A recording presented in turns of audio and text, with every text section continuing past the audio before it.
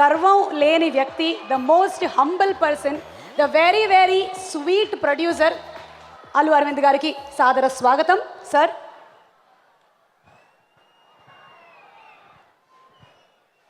నువ్వు మాట్లాడిన తర్వాత ఏం మాట్లాడినా ఆనంద సుమ వద్దు ఉండు.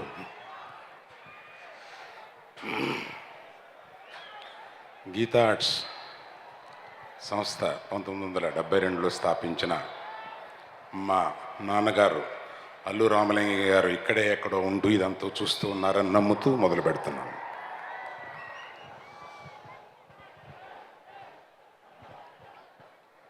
నేను గీతా ఆర్ట్స్ మీద కానీ అసోసియేటెడ్ పార్ట్నర్స్తో కానీ 54 సినిమాలు ఇంతవరకు తీశాను. ప్రతి సినిమాకి కొత్తగా, ప్రతి సినిమా రషెస్ చూసేటప్పుడు చేతులు వణుకుతూ, ఇవాళ ఈ సినిమా చూసుకుని చాలా సంతృప్తిగా ఉంది. కానీ సినిమా మీకున్న ఎక్స్పెక్టేషన్కి రీచ్ అవుద్దని తెలిసినా కూడా లోపల ఎక్కడో దడగా ఉంటుంది మాకు. అటువంటి దడ కలకాలం నాకు ఉండాలని చెప్పి నేనే కోరుకుంటున్నాను. సరైనోడు, ప్రస్తుతం మనం సరైనోడు అనే ఫంక్షను ఇక్కడికి వచ్చి ఈ వైజాగ్లో ఇన్ని లక్షల మంది ముందు ఇంత వ్యయ ప్రయాసలకి ఓర్చి ఎందుకు చేయాలా అని నన్ను అడిగితే, ఆంధ్రప్రదేశ్ మన ఈ రాష్ట్రం అవతరించిన తరువాత film related the biggest function first time జరుగుతుంది ఇక్కడ. అది వైజాగ్లోనే జరగాలి అనడానికి ఒక ఫస్ట్ చెప్పుకోవాల్సిన ఒక వ్యక్తి ఎవరు అంటే గంటా శ్రీనివాసరావు గారు.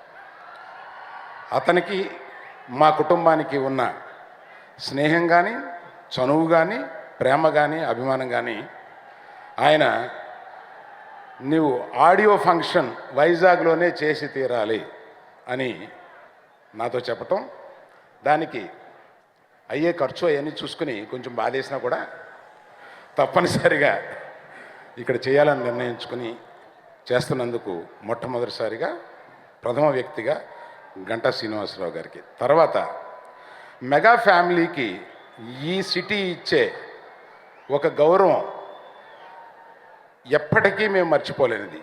చిరంజీవి గారి సినిమాలు, ఎన్ని సినిమాలు మీరు ఎంతెంత హ్యూజ్ షేర్సు ఈ 3-4 జిల్లాల్లో వచ్చాయో, అట్లాగే బన్నీకి ప్రత్యేకమైన స్థానం ఇచ్చిన మీరు ఒక సినిమా కొన్ని సంవత్సరాల పాటు ఇక్కడ రికార్డుగా నిలబడిపోయింది. అటువంటి సినిమాలని ఆదరించి బన్నీని చాలా పెద్ద హృదయంతో ఆశీర్వదిస్తున్న మీ ఎదుటికుండా వచ్చి ఈ ఫంక్షన్ చేయాలని చెప్పి మాకు ఆ కోరిక కలిగింది. మీరందరూ వచ్చి ఇంత ఆనందంగా ఈ ఫంక్షన్ చూస్తున్నందుకు నిన్నటి వరకు అందరికీ ఒళ్ళు నొప్పులు చేసినా కూడా ఇవాళ చాలా ఆనందంగా ఉంది. ఇది నాకు మళ్ళీ చిరంజీవి గారు మాట్లాడిన తర్వాత అందరూ వెళ్ళిపోవడం, తర్వాత ఒక ఓట్ ఆఫ్ థ్యాంక్స్కి ఏ అవకాశం చిరంజీవి గారి ఫంక్షన్లో ఉండదు. అది మా దురదృష్టం, కొంచెం డిసడ్వాంటేజ్ కూడా ఉంది.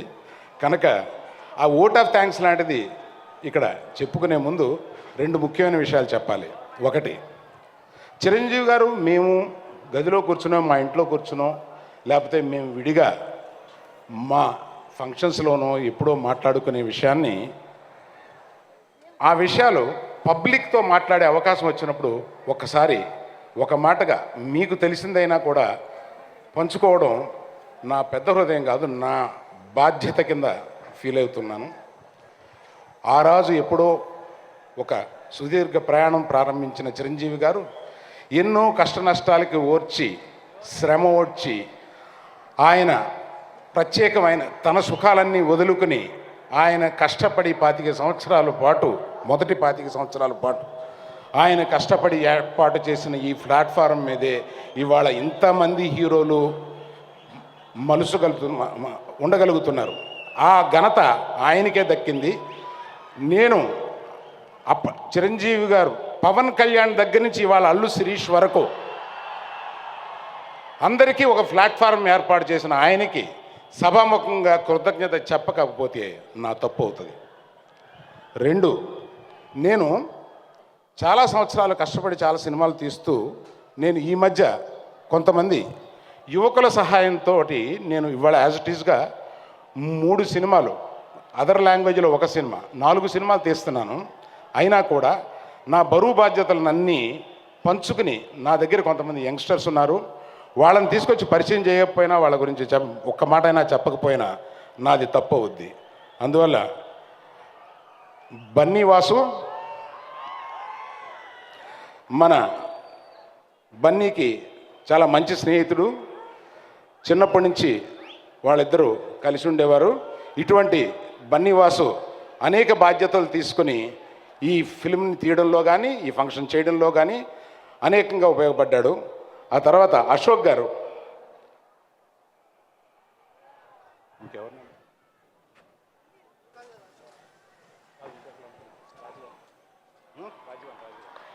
బాబు ఈ బాబు అనేవాడు భూమికి 5 అడుగులు కనపడతాడు, లోపల ఇంకో 5 అడుగులు ఉంటాడు.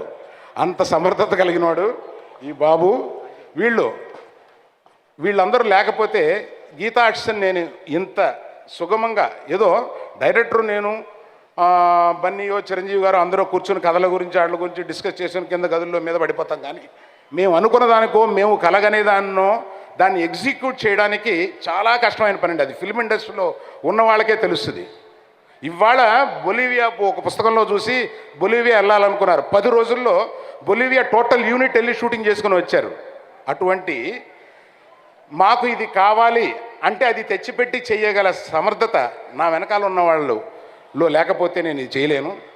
ఈ ఫంక్షన్ని ఇంత సక్సెస్ఫుల్గా చేయడానికి, ఇదంతా ఇలా డిజైన్ చేయడానికి రాజీవన్ అని నాకు మా ఆర్ట్ డైరెక్టర్, ఆయనకు కూడా నేను ఈ సందర్భంలో చెప్పాలి. తర్వాత Rajeevan, you are not here. కాదు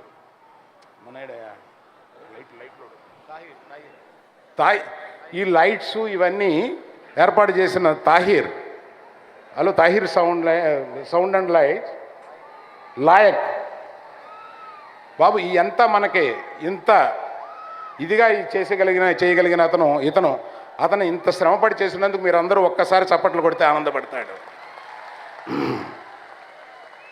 వీళ్ళు 40 మంది ఫ్యామిలీ, ఆ 40 మంది ఫ్యామిలీస్ వచ్చి ఇక్కడ 10 రోజులుగా పనిచేసేస్తూ ఉన్నారన్నమాట. ఎవరికి కనపడ్డు వినపడ్డు అంత సాఫ్ట్గా ఉండే, నెమ్మదిగా ఉండే persons. Thank you very much. పోతే సక్సెస్ వచ్చిన తర్వాత మాట్లాడుకోవాల్సిన చాలా విషయాలు ముందే 1-2 గురించి మాత్రమే చెప్పదలుచుకున్నా.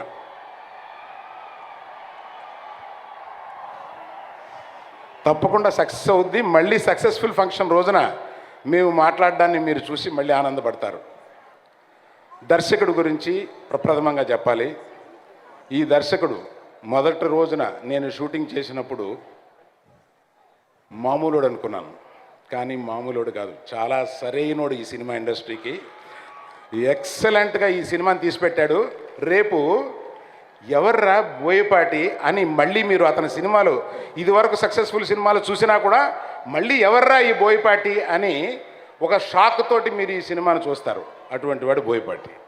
ఆ తర్వాత ఈ సెలబ్రేషన్ చేసుకోవడానికి ముఖ్య కారకుడు మన తమన్ ఇంత మంచి మ్యూజిక్ మనకి ఇవ్వడం వల్ల, అది 10 రోజుల్లో జనంలో ఇంత క్విక్గా వెళ్ళడం వల్ల మనం ఈ పండగ చేసుకోగలుగుతున్నాం. తర్వాత బన్నీ గురించి చెప్పాలి కదా, నేను చెప్పడం లేదు, చిరంజీవి గారు చెప్తారు. Thank you very much.